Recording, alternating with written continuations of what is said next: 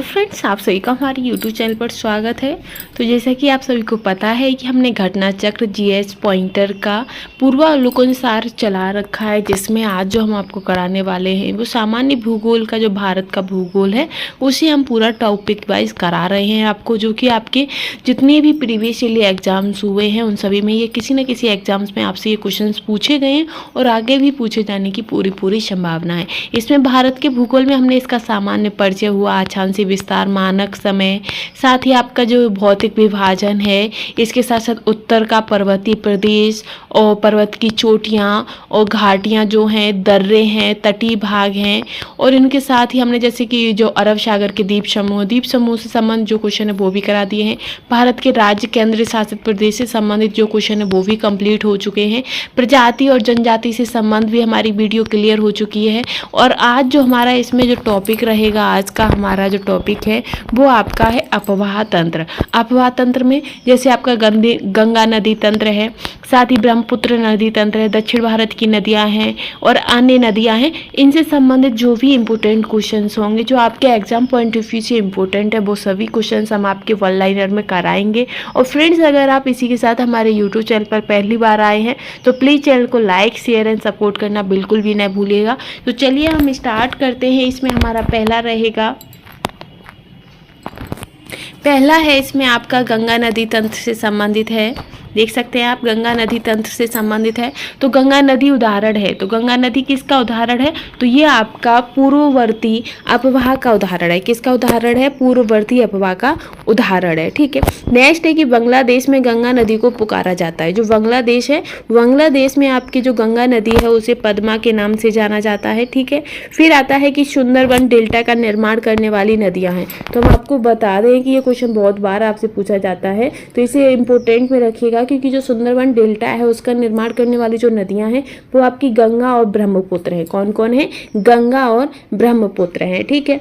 इसी के साथ नेक्स्ट रहेगा आपका, इसमें कथन दिया गया है, तो कथन से हमें आंसर बताना है। कथन है कि गंगा बहुत ही दूषित नदी है। तो ये सही है, क्योंकि गंगा में कैसे प्रदूषण, कैसे दूषित कैसे कर दिया। आपने देखा होगा कि जैसे हरिद्वार हुआ, काशी हुआ, यहाँ जो श्रद्धालु होते हैं वो वहाँ नहाने जाते हैं, गंगा स्नान करने जाते हैं, साथ ही जो अस्थियां विसर्जन का जो प्रोग्राम होता है, फूल विसर्जन किए जाते हैं। तो इससे होता है क्या, ये एक तरीके से ये वातावरण आपका जो गंगा नदी है उसे दूषित ही हो रहा है एक तरीके से, अगर देखा जाए तो ये पानी को दूषित करते हैं। ठीक है। ये जो कारण है ये भी आपके, और फिर दूसरा ये है कि जो नदी जितनी पवित्र होती है वह उतनी ही अधिक प्रदूषित होती है। तो ये गलत है। ऐसा कुछ नहीं कि जो नदी जितना अधिक पवित्र होगी वो उतना ही गंदगी होगी, ऐसा नहीं है। इसलिए इसका आंसर हो जाएगा कि एक सही है परंतु आर गलत है। ठीक है। फिर आता है कि गंगा की जलोढ़ मिट्टी, गंगा की जलोढ़ मृदा की गहराई भूमि स्तर से नीचे लगभग है। यानी कि जो गंगा की जो जलोढ़ मिट्टी है वो जो भूमि सतह होती है उसके लगभग कितनी नीचे है? तो 6000 मीटर तक नीचे है।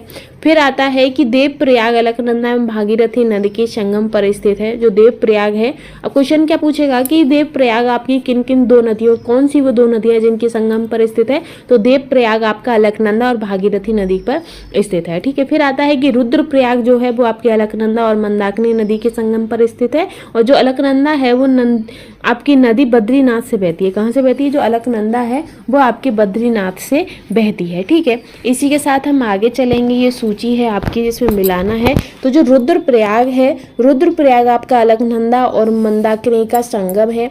नंदप्रयाग में आपका अलकनंदा और मंदाकिनी का भी संगम है। फिर जो कर्णप्रयाग है वहां पर अलकनंदा और पिंडर का संगम है। देवप्रयाग आपका अलकनंदा और भागीरथी का संगम है। तो इसी एक क्वेश्चन में आपकी 4 क्वेश्चन मिल रहे हैं।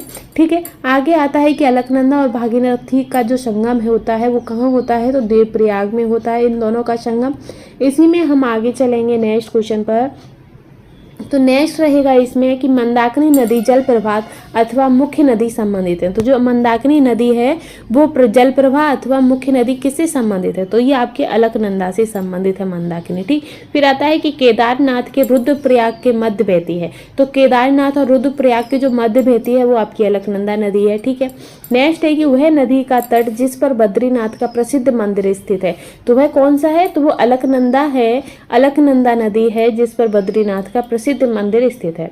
फिर आता है कि भारत की सबसे बड़ी नदी कौन सी है, तो भारत की सबसे बड़ी नदी आपकी गंगा है और इसकी टोटल लंबाई कितनी है भारत में, तो वो 25 है, यानी कि आपकी 2525 है। ठीक है, आगे है कि भागीरथी नदी निकलती है, तो भागीरथी नदी आपकी गोमुख से निकलती है। ठीक है, इसी के साथ हम आगे चलेंगे नेक्स्ट पर, तो गोमुख से निकलती है। आगे आपका नेक्स्ट क्वेश्चन रहेगा कि गंगा नदी की एकमात्र सहायक नदी जिसका उद्गम मैदान में है, तो जो गंगा नदी है उसका एकमात्र सहायक नदी जिसका जो उद्गम है वो गोमती में है। कहाँ पर है, गोमती में है। ठीक है, अब ये कथन और कारण है कि दिल्ली और आगरा के मध्य वर्ष के अधिकांश समय में यमुना नदी मृत हो जाती है, तो ये सही है। आपने देखा होगा कि दिल्ली और आगरा में ज़्यादातर जो गंगा यमुना नदी है वो सूखी आपको मिलेगी। ठीक है, फिर है कि उसका कारण ये है कि जो यमुना है वो अस्तित्व वाहिनी नदी है, तो ये गलत है, यमुना अस्तित्व वाहिनी नदी नहीं है, इसलिए इसका आंसर क्या हो जाता है, ए सही है, परंतु आर गलत है।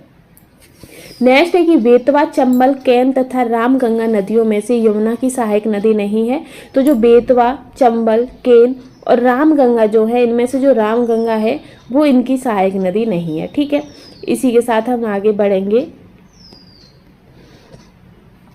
आगे है आपका कि यमुना नदी का उद्गम स्थान कहाँ है, तो यमुना नदी का जो उद्गम स्थान है वो आपका बंदरपूछ चोटी है। ठीक है, कौन सी है, बंदरपूछ चोटी। ठीक, नेक्स्ट है कि बेतवा नदी मिलती है, तो बेतवा नदी आपकी यमुना से मिलती है। गंगा की वह सहायक नदी जो उत्तर वाहिनी है, तो गंगा की वह सहायक नदी उत्तर वाहिनी आपकी सोन नदी है। गंगा नदी में बाएं से नहीं मिलती है, तो जो सोन नदी है वो उस गंगा को बाईं ओर से नहीं मिलती है। नेक्स्ट है कि यमुना और सोन के मध्य जल द्विभाजक का कार्य करने वाली श्रेणी कौन सी है, तो वो आपकी कैमूर श्रेणी है। ठीक है, तो ये तो हमारा गंगा नदी के तंत्र से संबंधित क्वेश्चन हो गए। अब हम आपके ब्रह्मपुत्र नदी से संबंधित क्वेश्चनों को देखेंगे। ठीक है, तो ब्रह्मपुत्र नदी में आपका पहला ही आता है कि तिब्बत में उत्पत्ति पाने वाली ब्रह्मपुत्र, इरावती और मेंकांग नदियां अपने ऊपरी परतों में जो ऊपरी पार्ट है उनके संकीर्ण तथा समांतर पर्वत श्रेणी से होकर प्रभावित होती हैं। इन नदियों में ब्रह्मपुत्र भारत में प्रविष्ट होने से ठीक पहले अपने प्रवाह तंत्र में जो है उसमें वो यू टर्न लेती है। तो जो यू टर्न बनता है वो कैसे बनता है, तो जो यू टर्न है वो आपका भूवैज्ञानिकी तरुण हिमालय के अक्ष संघी नमन के कारण बनता है। जो भूवैज्ञानिक तरुण हिमालय है उसके अक्ष संघी नमन के कारण आपका यू टर्न बनता है ब्रह्मपुत्र नदी में। ठीक है, आगे है कि भारत में यरलुंग जंगवो नदी को जाना जाता है, तो जो भारत है, भारत में जो आपकी यरलुंग जांगवो नदी जो है उसे ब्रह्मपुत्र के नाम से जानते हैं। ठीक है, फिर आता है कि तिब्बत में मानसरोवर झील के पास जिस नदी का स्रोत मिलता है वह कौन कौन सी है, तो जो तिब्बत के मानसरोवर से जो नदियों का जो स्रोत है वो आपके ब्रह्मपुत्र आता है, उसमें सतलज है और सिंधु है। कौन कौन सी है, ब्रह्मपुत्र है, सतलज है और सिंधु है। ठीक है, इसी के साथ है आपका कि अरुणाचल प्रदेश से होकर बहने वाली नदियां कौन सी हैं, तो अरुणाचल प्रदेश से जो नदी है वो आपकी लोहित नदी है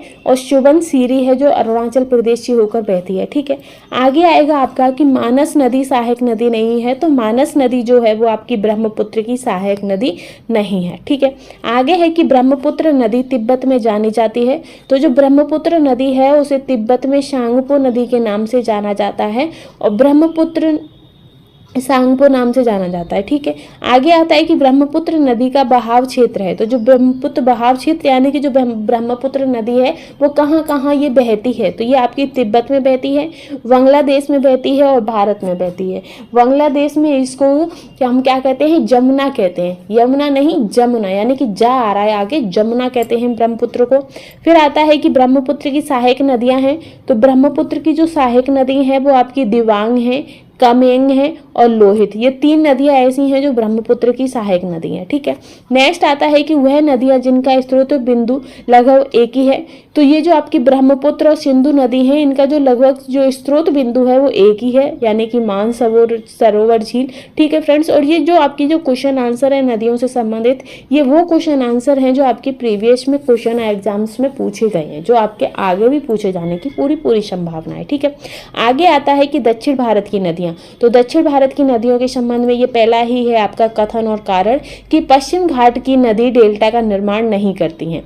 तो गंगा की जो दक्षिण भारत की जो नदियां हैं वो डेल्टा का निर्माण नहीं करती हैं, ये कथन सही है। फिर आता है कि वे छोटे मार्ग से तीव्र गति से कड़ी कठोर चट्टानों के ऊपर से प्रवाह होती हैं, ये भी आपका सही है कि जो ये छोटी जो जो दक्षिण भारत की जो नदियां हैं वो तीव्र गति से तीव्र कड़ी कठोर चट्टानों के ऊपर से बहती हैं। ठीक है, इसी में हम आगे बढ़ेंगे।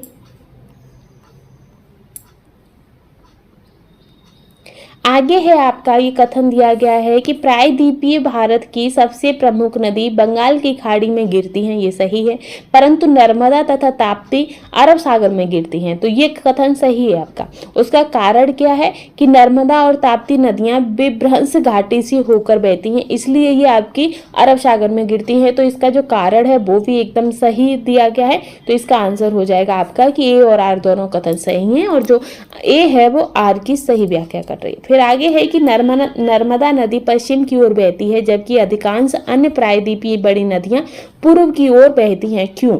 जो नर्मदा नदी है वो पश्चिम की ओर बहती है, लेकिन जो और प्रायद्वीपीय नदियां हैं वो पूर्व की ओर बहती हैं। क्यों?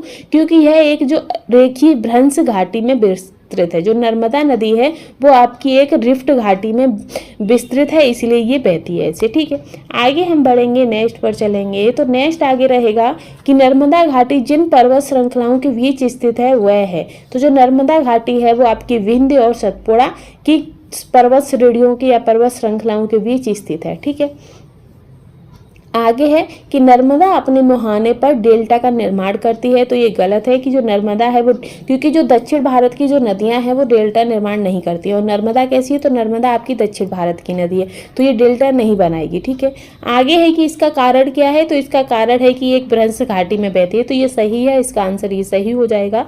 आगे है कि भारत की पश्चिम की ओर बहने वाली नदियों जो डेल्टा का निर्माण नहीं करती हैं। तो भारत की जो पश्चिम की ओर बहने वाली जो नदियां हैं और डेल्टा का निर्माण नहीं करती हैं, उसमें आपकी नर्मदा नदी आती है, ताप्ती नदी आती है और पेरियार नदी आती है। ठीक है, इसी में हम आगे बढ़ते हैं। तो आगे आपका नेक्स्ट है कि कृष्णा, गोदावरी, ताप्ती, कावेरी नदियों में से वह नदी जो भ्रंश घाटी से होकर प्रवाहित होती है। तो जो आपकी ताप्ती है, अगर इस जगह नर्मदा आपकी दी होती तो नर्मदा भी होता, लेकिन इसमें ताप्ती दिया गया है, इसलिए इसका आंसर हो जाएगा ताप्ती नदी जो है वो आपकी भ्रंश घाटी से होकर प्रवाहित होती है। ठीक है, नेक्स्ट है कि राजनांदगांव, रायपुर, बस्तर, कोरबा जनपदों में से नर्मदा बेसिन का भाग है। तो इनमें से वह कौन सा है जहां से नर्मदा जो बेसिन नर्मदा नदी है वो आपकी गुजरती है या बहती है? तो वो आपका राजनांदगांव है। कौन सा है? राजनांदगांव। ठीक है, आगे है कि अमरकंटम से उद्गम होता है। तो अमरकंटम से आपका नर्मदा नदी का उद्गम होता है। ठीक है, नर्मदा घाटी उदाहरण है, तो नर्मदा घाटी जो है वो आपकी भ्रंश घाटी का उदाहरण है। ठीक है, इसी में आगे हम चलते हैं कि रिफ्ट घाटी या भ्रंश द्रोणी से होकर बहने वाली नदी। तो रिफ्ट घाटी या भ्रंश द्रोणी से जो बहने वाली जो नदी है वो आपकी नर्मदा नदी है। उसी के बाद है कि पश्चिम वाहिनी नदियों में दो पर्वत श्रेणियों के बीच बहने वाली कौन सी है? तो जो नर्मदा नदी है वो आपकी पश्चिम की ओर बहती है और ये दो पर्वत श्रेणियों में आपकी के बीच से बहती है। ठीक है, वही है कि तवा सहायक नदी है। तो जो तवा है वो आपकी नर्मदा नदी की सहायक नदी है। ठीक है, नेक्स्ट है कि गोदावरी, ताप्ती, कृष्णा एवं महानदी में से अरब सागर में गिरने वाली नदी कौन सी है? तो इनमें से जो आपकी अरब सागर में गिरने वाली जो नदी है वो आपकी ताप्ती है। कौन सी है? ताप्ती है। ठीक है, अब आगे हम चलेंगे ताप्ती के बाद। तो आगे आपका आएगा कि वह नदी जो 3 बार 2 धाराओं से विभक्त हो जाती है और कुछ मील आगे जाकर पुनः मिल जाती है। इस प्रकार श्रीरंगपट्टनम, शिव समुद्रम और श्रीरंगम के द्वीप का निर्माण करती है। तो वह कौन सी नदी है? तो वो आपकी कावेरी नदी है। ठीक है, कावेरी नदी से ही आपके श्रीरंगपट्टनम, शिव समुद्रम और श्रीरंगम दो जो द्वीप हैं उनके निर्माण हुए हैं। ठीक है, फिर आता है कि कावेरी नदी का उद्गम है। तो कावेरी नदी का जो उद्गम है वो आपकी ब्रह्मगिरी पहाड़ियों से होता है। आगे है कि कावेरी नदी जिन राज्यों से होकर गुजरती हैं वो हैं। तो जो कावेरी नदी है वो आपकी कर्नाटक, केरल और तमिलनाडु से होकर गुजरती है।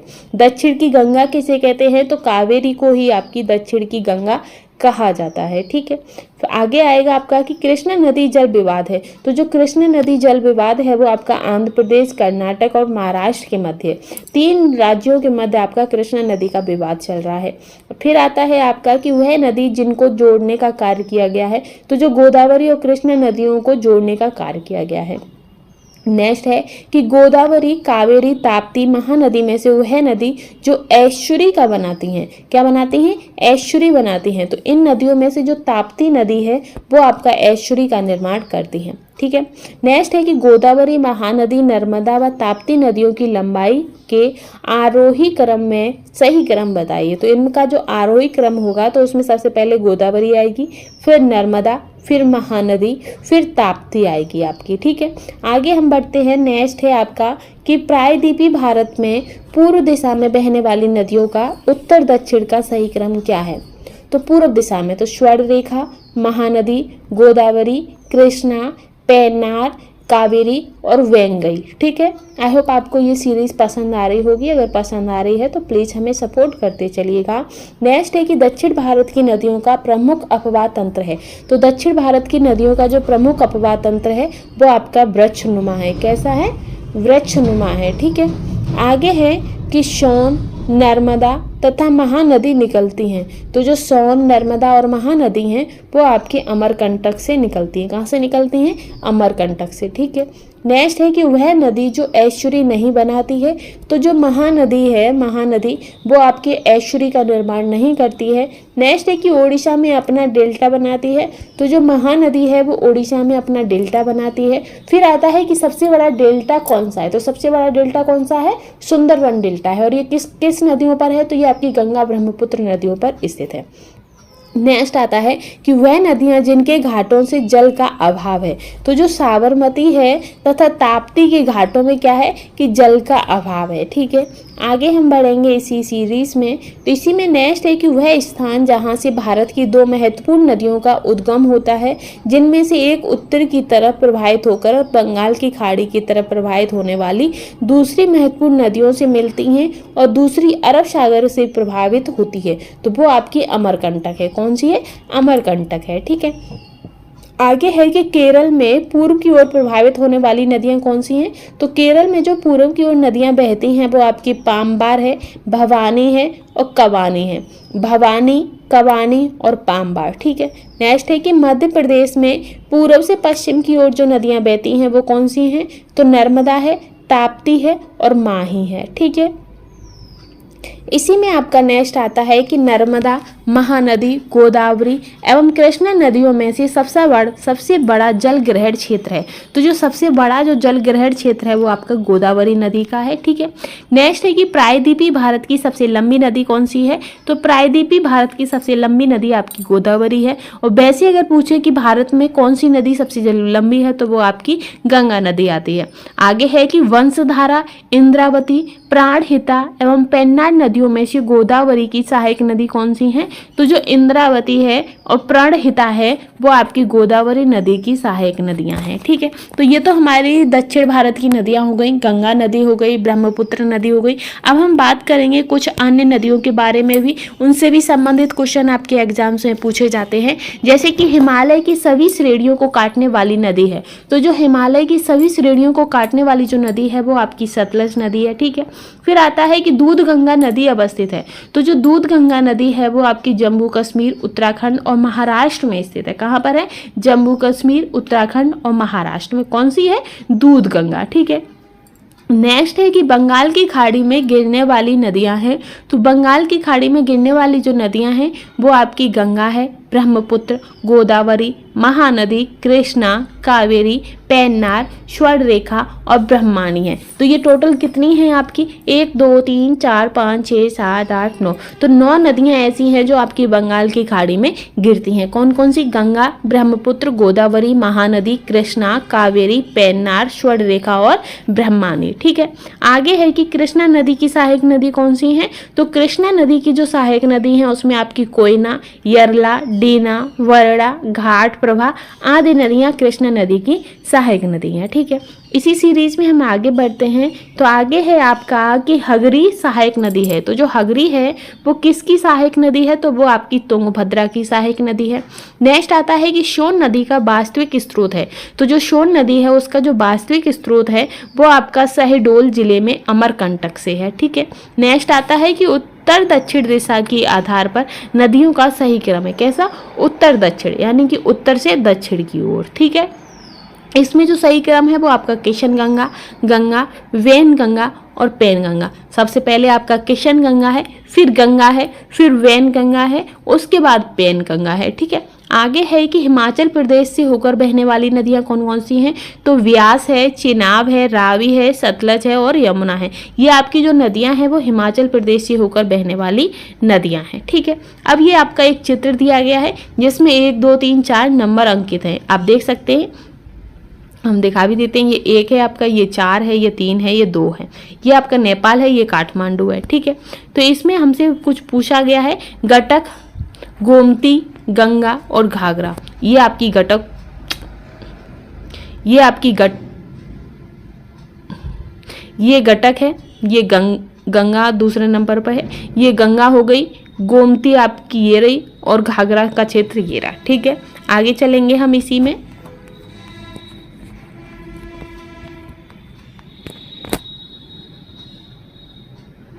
आगे है आपका कि दामोदर नदी से निकाली गई नहर है। तो दामोदर नदी से जो नहर निकाली गई है वो आपकी एडन नहर है। कैसी है?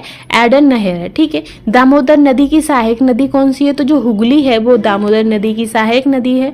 दामोदर नदी निकलती है, तो जो दामोदर नदी है वो आपकी छोटा नागपुर के पठार से निकलती है। ठीक है, आगे हम बढ़ेंगे कि पूर्व की ओर बहने वाली भारत की नदियां जिसमें निम्न वलन के कारण भ्रंश घाटी उत्पन्न होती है तो वो आपकी दामोदर नदी है। भारत की सर्वाधिक दूषित नदी भी आपकी दामोदर नदी है। भारत में जो भूमि बंधित नदी है वो आपकी लूनी नदी है। कैसी नदी है? भूमि बंधित। ठीक है, लूनी नदी के संदर्भ में सही कथन है। तो जो लूनी नदी है वो कच्छ की रण की दलदली भूमियों में लुप्त हो जाती है। जो कच्छ की रण जो आपकी दलदली भूमि है वहाँ जो आपकी लूनी नदी है वो उस जगह पर आके लुप्त हो जाती है, यानी कि उसके आगे वो दिखाई नहीं देती है। ठीक है, आगे हम देखेंगे कि माही, घग्गर, नर्मदा, कृष्णा नदियों में से अंतःस्थलीय अपवहन नदी का उदाहरण है। तो अंतःस्थलीय अपवहन नदी का जो उदाहरण है वो आपकी घग्गर नदी है। कौन सी है? घग्गर नदी। ठीक, नेक्स्ट है कि सबसे अधिक नदी पथ परिवर्तित करने वाली नदी है। तो सबसे अधिक जो नदी पथ परिवर्तित यानी सबसे ज़्यादा जो अपने मोड़ लेने वाली जो नदी है वो आपकी कोशी नदी है। कौन सी है? कोशी नदी। ठीक, फिर आता है कि खारी नदी किस अपवाह तंत्र का अंग है? तो जो खारी नदी है वो आपके बंगाल की खाड़ी का अंग है। नेक्स्ट है कि वह नदी जिसका स्रोत हिमनदों से नहीं होता है। तो जो कोशी नदी है उसका जो स्रोत है वो हिमनदों से नहीं होता है। त्रिवेणी नहर में पानी आता है। तो त्रिवेणी नदी जो है उसमें जो नहर है उसमें आपकी गटक नदी से पानी आता है। कहाँ से आता है? गटक नदी से। ठीक है, नेक्स्ट आएगा कि बिहार की वह नदी जिसने वर्ष 2008 में अपना मार्ग परिवर्तित किया एवं आपदा की स्थिति उत्पन्न कर दी थी। तो जो कोशी है, कोशी नदी ने अपना जो जल उसका जो रास्ता था वो चेंजमेंट किया था जिसकी वजह से वहाँ एक बहुत बड़ी आपदा हुई थी। ठीक है, आगे है कि भारत की नदियाँ स्पीति, सतलज, श्योक, जास्कर में उत्तर से दक्षिण की ओर जाते हुए नदियों का सही क्रम क्या है? तो श्योक है, फिर जास्कर है, फिर स्पीति है, फिर सतलज है। ये आपकी उत्तर से दक्षिण की ओर है, उत्तर से दक्षिण की ओर। ठीक है, आगे है आपका कि स्थाल परगना में लगने वाला दुमका का हिजला मेला आयोजित किया जाता है। तो जो स्थाल परगना में जो आपका लगने वाला जो दुमकल का हिजला मेला है वो आपके मयूराक्षी नदी पर लगता है। कहाँ पर लगता है? मयूराक्षी नदी पर। ठीक है, तो इसी में हम आगे बढ़ेंगे कि 2 राज्यों में पहली बार 2 नदियों को जोड़ने की परियोजना के संबंध में समझौते के स्मृति पत्र हस्ताक्षर किए गए हैं। राज्यों और नदियों के नाम हैं। तो राज्यों और नदियों के नाम क्या हैं? तो वो आपके हैं केन है और बेतवा है। केन नदी आपकी उत्तर में है और बेतवा आपकी मध्य प्रदेश में है। ठीक है, नेक्स्ट है कि उत्तर प्रदेश व मध्य प्रदेश राज्यों में संयुक्त राजघाट नदी घाटी परियोजना लागू की गई है। तो जो आपकी संयुक्त राजघाट नदी घाटी जो परियोजना है वो आपकी बेतवा नदी पर बनाई गई है। ठीक है, आगे हम बढ़ते हैं। तो आगे रहेगा आपका कि कथन है कि काली नदी भारत के दक्षिण भाग में पूर्व की ओर बहने वाली नदी है।